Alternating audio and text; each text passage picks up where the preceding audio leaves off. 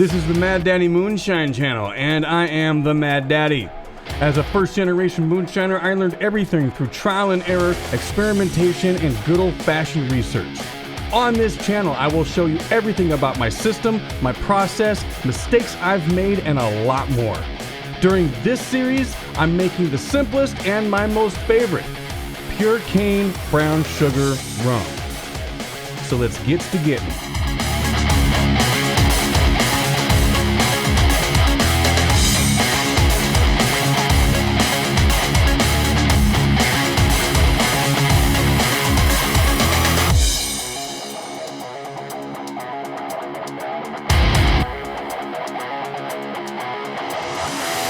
Yeah, that's right, a disclaimer.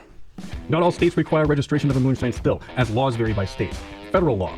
Owning a still of any size is legal, but distilling alcohol without a permit is illegal. The only federal permit that allows for the production of distilled spirits for consumption is a commercial federal distilled spirits plant permit, or a DSP permit. State laws. State laws vary by state, and some states have no laws on owning a still, but prohibit the distillation of alcohol. Other states prohibit possession of a still, unless it's used for fuel alcohol. Home distilling laws. Some states have home distilling laws that allow legal moonshining, even though it's considered illegal federally. For example, Alaska, Arizona, Massachusetts, and Missouri allow for the production of moonshine for personal consumption. It is recommended to check with your state government about legality of home distilling. You can also consult with an attorney licensed to practice law in your jurisdiction. This channel is for educational and entertainment purposes only. So, take these lids off. Let's bring in the sugar. I'm bringing these 50-pound bags of sugar in one at a time. So if you just excuse me, I'll go get the other one. All right. Okay. That's some heavy shit. I have to mix these. And there's no water in these. So when the sugar hits the bottom and then I start adding water, that giant clump of 50-pound sugar that I just slammed into the bottom, trust me, I've done it. It basically turns into a really thick glue that just suction cups itself to the bottom. And it's not fun for me or the mixer, it sucks. So, I usually put about 5, maybe 10 gallons of water in the vats themselves already before I dump the sugar in. So, let's turn these bad boys on.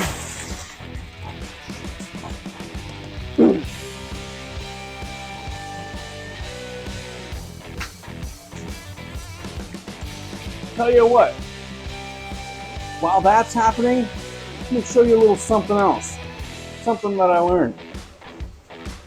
These bags right here have sugar stuck in the top. I cut these straight across, but there's sugar stuck in these corners and it makes a damn sticky mess on the floor that I have to walk in, track everywhere, and eventually clean up. So, take it from me, just turn them over.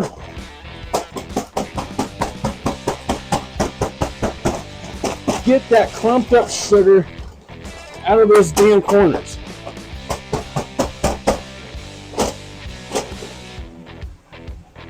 I've already done it for you. So we're about, we're about 7 gallons now, so that's more than enough. So we're let's put a little bit more in that one.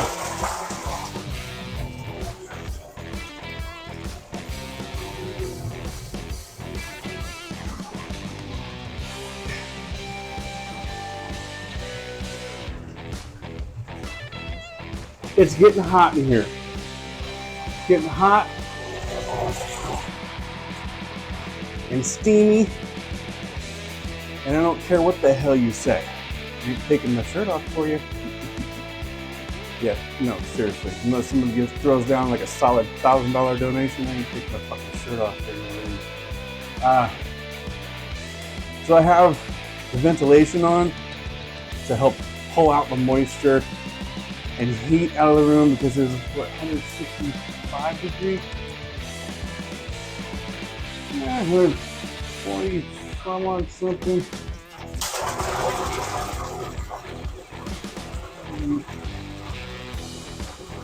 Yeah, 145 degrees. 145 degrees Fahrenheit. That's actually lower than it should be. I'm gonna turn up my water heater real quick to make sure next time. Now I have to wait for the sugar to dissolve even longer. This is what the hell. There we go. Anyway, my point is it's freaking hot. Cut all the way across. All right, don't make a damn funnel out of the stupid thing. Just cut all the way across. It's going all in at once. All right. See that? No sugar dumping everywhere. How about that? Now, let's get this one over here. The same thing.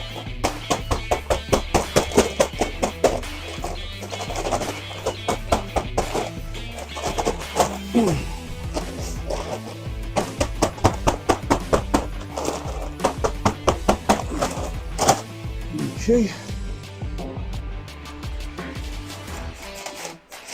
Oh shit.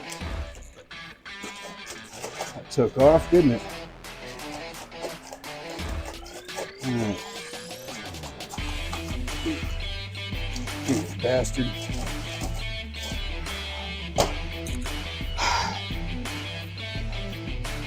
Alright. Let's get them in.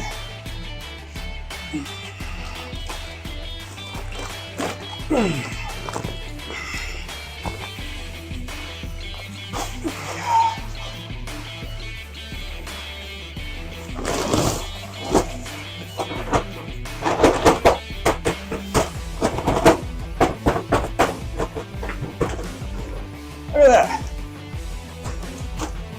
I got a brand new trash bag. Put these in here. Get this going.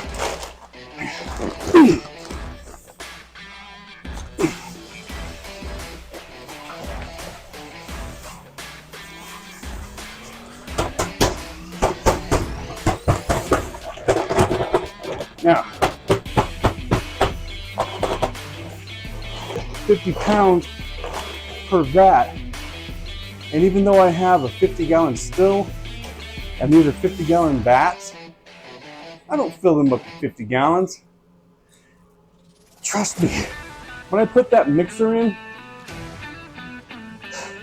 and I got this filled at 50 gallons right there, you can see it. It says 50 gallons right there. That's at the very top. I do that and I put that mixer in. Guess what it's going to do? Because of the, not centrifugal, but centripetal. Centripetal force is going to make it splash over the damn sides. That, and I don't want to put a full 50 gallons in my 50-gallon still. That's its max capacity. Which means I'm going to have to heat it up longer. And 50 pounds of sugar ferments really efficiently in about 40 gallons of water. Turn these back on. I'm going to go get a flashlight because even without shaded glasses, I still can't see the markings because it's like, you know, foggy in there. So I'm going to go get a flashlight. Flashlight. Where I'm at just under 20. Just under 20. So it looks like it's filling up at the same rate. Good, good, good. It is hotter than hell in here. It is humid. It smells really nice. I can smell that molasses. It's not overpowering. It's actually pretty nice. Floral, sweet floral, like dandelions. You know, with a little bit of bitterness to it. It smells really good. Where are we at? 20, coming up on 25.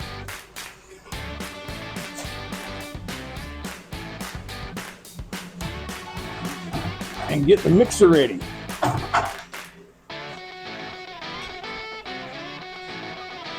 Aha!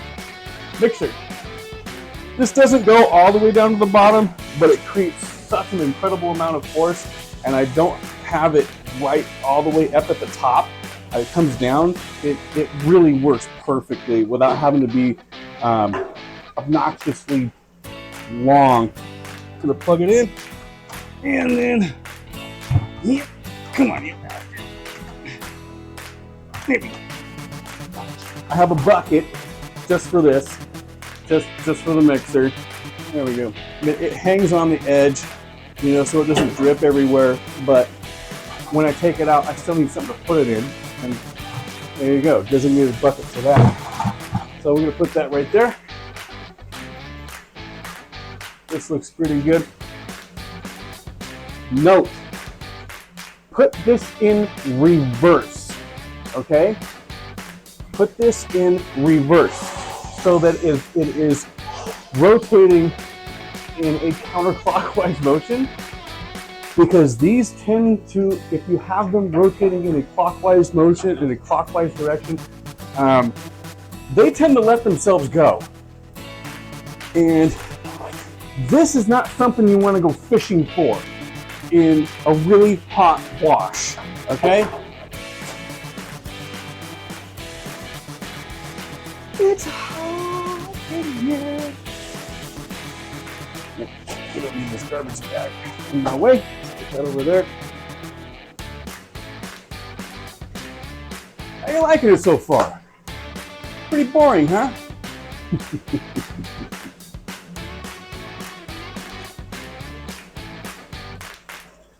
Just about there. Where did I put this one at? 37. That's it. That's it. All right. Now that those are off, we don't need the water anymore. We have all the water that we need. So just even for safety purposes, I'm gonna go over to the main valve and shut it off. And then release the pressure. And get sugar water splattered all over me.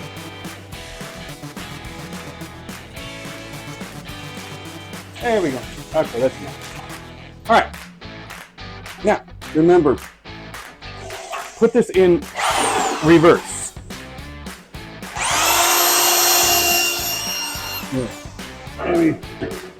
Maybe you want to check this out. I don't know. We'll get this as close as I can. It's about all you're going to get. That's good enough.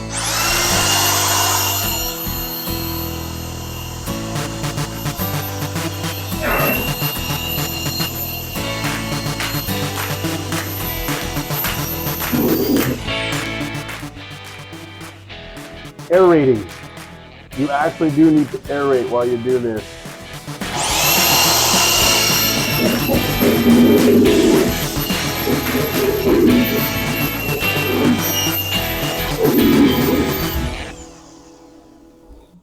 That's pretty good. So I'm just gonna move it over to this outlet, over on this side of the wall, because I don't have an extension cord for it, because I'm a cheap bastard.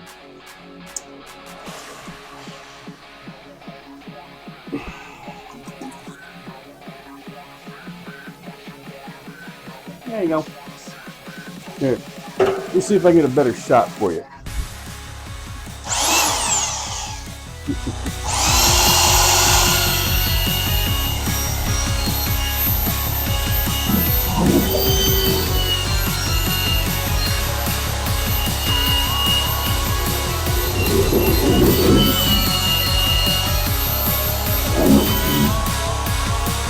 All right, what am I going to do from here?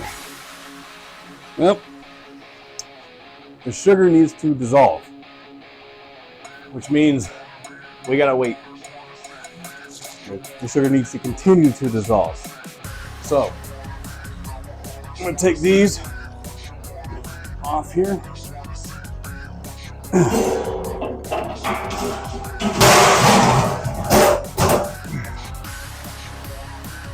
And cover these up.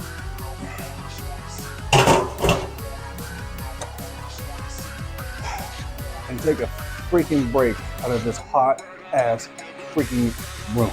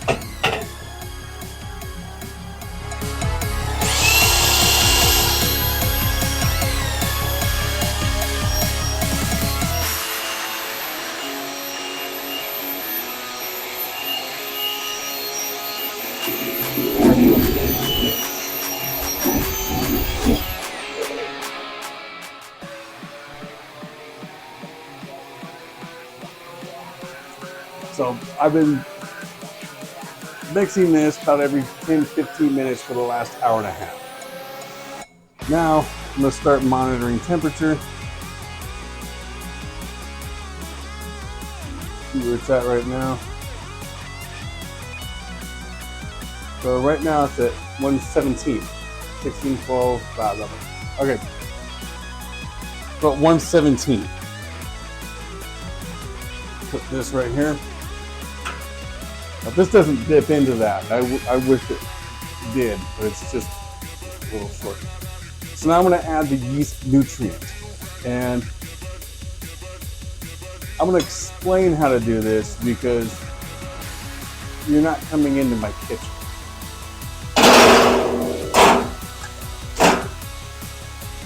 I put in about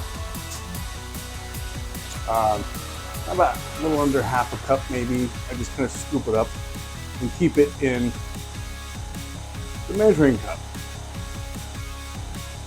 Go into my kitchen, fill this up to about half water out of the refrigerator, filtered water, and I put it on the stove.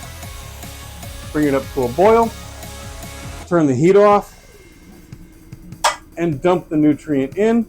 A couple of tips that I have when you do this. Number one, turn the vent hood on, especially if you're dealing with a really concentrated yeast nutrient. It does put off fumes and it will not feel good in your sinuses or your throat. So make sure that you have the damn vent on when you're stirring it. After that, everything's dissolved. Just dump it in. And because I have 2 vats, do it twice. Or at least I do. So that's what I'm gonna do.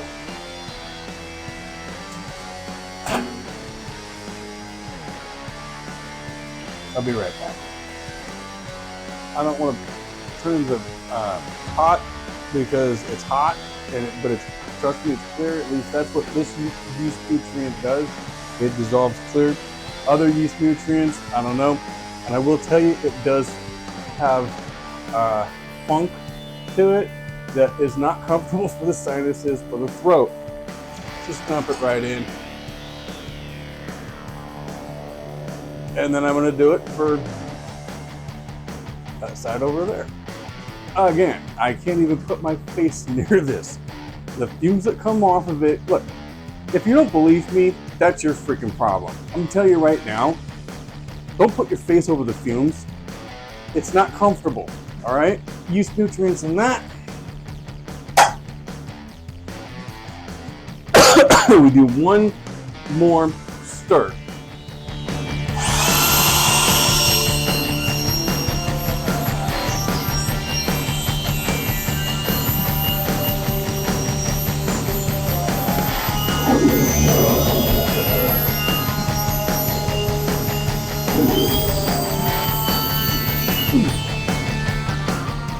Good aeration.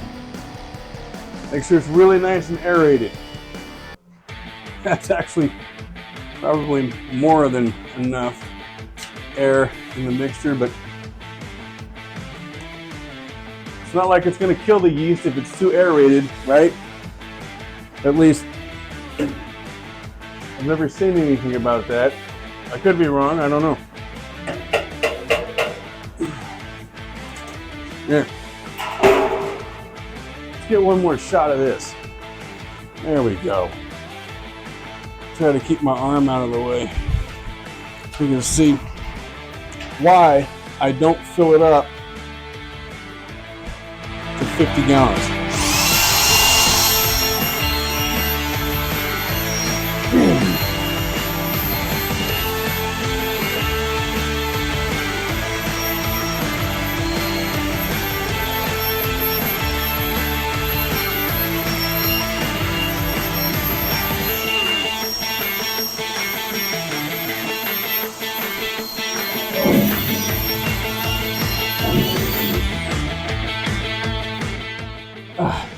It's a little difficult to hang on to at this angle. Now, before we cover these up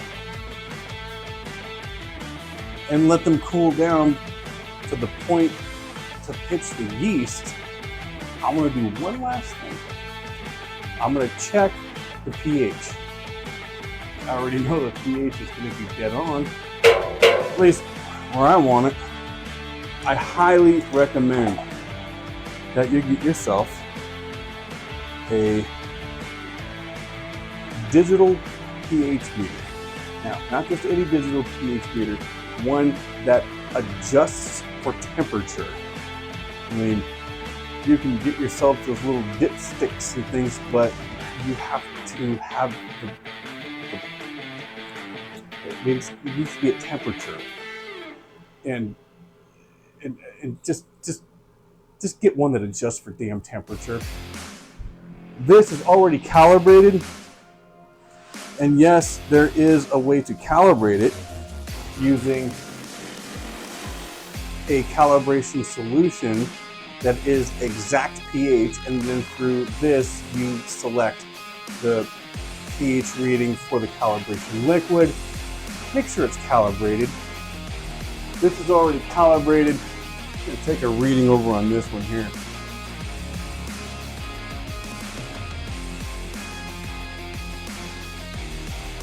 So it's 6.2.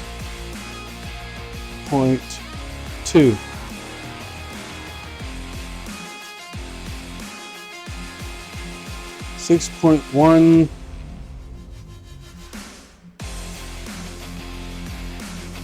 6.10. Yeah, we're at 6, which to me is perfect, because what I've noticed, at least, is and I need to make sure that gets rinsed off, so I'm going to put that in the pot over there that needs to get cleaned off as well. So what I've noticed, as the sugar is fermenting and being turned into alcohol, the pH will lower. And remember, the closer you are to 0 or at 0, that's essentially the most acidic that you can get. A lot of people, they start fermenting, or they try to balance their pH at 5.5. I'm okay at 6. I've seen some people that say, hey, 6.5 is even okay. You know, which is why I'm okay with where this is. I don't have to add a neutralizer. I don't have to add citric acid. I don't have to do any balancing. One of the reasons why I use the amount of oil that I do with the amount of sugar that I do per vat, because the pH dead on where I want it to be without having to make any adjustments to it. Once this is fermented and we do a transfer, and I'll show you how to use, or how I use my my transfer pump into here into the distillation room. So as of right now, basically, we're good. Just need it to cool down to about 90 degrees. I'll check in a couple of hours. Let me check right now. Right now it's at 115. 115 degrees Fahrenheit. I don't know if you can see that. Zoom in, because I'm not moving my damn camera again. So it's 115 degrees Fahrenheit. Everything's dissolved, everything's mixed, pH is good. I'm gonna keep this right here so I don't have to look around for it like an idiot. Other than that, yeah, I'm gonna keep that fan on, close the door, and let it cool down. Probably gonna take 3-4 hours or so, I think. Might take myself a bit of a nap. The temperature 90-95 degrees Fahrenheit is when I pitch the yeast. Once it's at that temperature, I'll pitch the yeast. I just took the temperature of the wash, and it's right at 93 degrees. I'm gonna go ahead and pitch the yeast. I turned off the exhaust fan and shut the vent so that the temperature can stay consistent and the heat won't escape. The yeast that I use, it's about a little less than 1/3 of a cup of yeast, but it's a half and half blend. I'm not going to show you the brand that I use because well, they're not paying me for it. But really, you can use any branded yeast, but the particular types of yeast that I blend together, half and half, is one of them is basically for raw sugar or pure cane sugar specifically, and then the other one is for a tropical rum. So basically, I just do that half and half, and a little less than 1/3 of a cup, and then I just kind of sprinkle it right over the top, just like that. Keep your yeast in the refrigerator. Keep it cool and dry in the refrigerator. Let's fill that one up a little bit more. So I'm just gonna spread it out just like that. There's a little bit more in this one than that one. So there we go. And that's it. And tomorrow I'm going to show you what it looks like. I can already smell that yeast. Oh, it smells so good. Cover these up.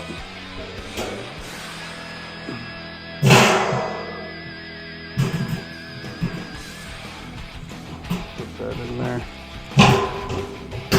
Now, a lot of people think, oh, you need an airlock.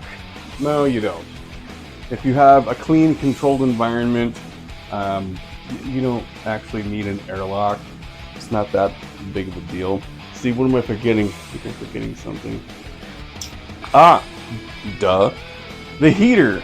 The space heater. So, get this out of here. This is what I use. It is a very, very basic space heater. Any kind of digital space heater that if you cut the power off to it and then plug it back in, it won't turn on. This isn't like that. This stays on. Well, it stays on pretty much no matter what. The reason why I have a very, very, very basic small space heater, for one, it's a really small room. I don't need anything large. And number two, see, it's already bringing the temperature up. So number two is I have it connected to this thermostat right here. I can't see my screen, but I'm assuming that you can see that. And then here is where it reads. And that's pretty much it now. Tomorrow, I'll give you a nice little peek of what the yeast is doing, what it looks like when the yeast is churning and making liquor. I'll clean up my mess here. Put the yeast back in the refrigerator, and that's it for now.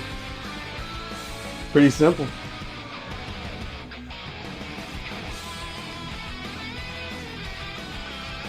It's been about 15 hours or so since pitching the yeast. And I just wanted to show you that we got a really nice yeast cap going on right now. A really nice layer of yeast. Just getting it on. Digging on the feast of sugar and molasses that I gave them, and having a big old friggin' party. And as they're doing that and multiplying and eating up all of that sugar and molasses, they're pissing and shitting a lot of alcohol, or at least starting to. They're also burping and farting carbon dioxide. So this room is going to fill with carbon dioxide. Once this, probably about this time tomorrow, the yeast is going to be pretty much through the entire vat. The cap will be for the most part gone, and you'll see, like, especially in the daytime when sun's coming through the window a little bit, like little sparkles coming off of the surface. And that's the carbon dioxide gas is releasing and everything, but really good temperature, nice and warm, feels really good. Yeah, just wanted to update you on that. I'm gonna open up the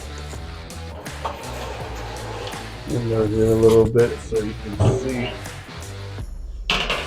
So the initial cap is pretty much gone. And now what we have is a really nice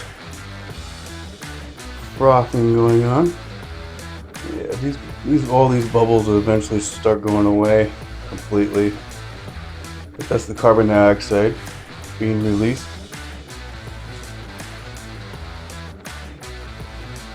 It has been exactly 7 days since this started fermenting, and I'm just going to show you. It is done.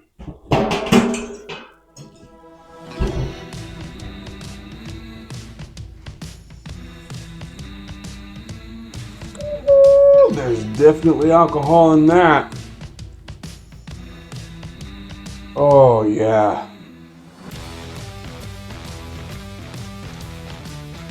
So I don't hear anything. Usually, if it's still fermenting, you're gonna hear that crackle, the bubbles coming up to the surface and popping.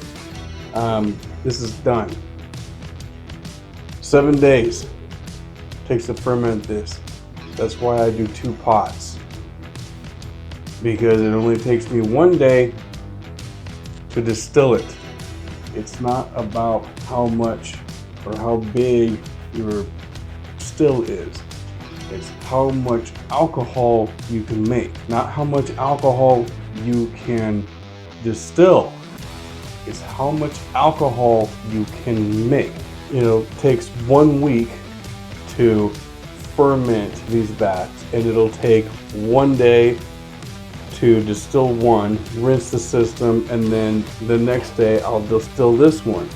This is the end of Series 1, Episode 1, Fermentation.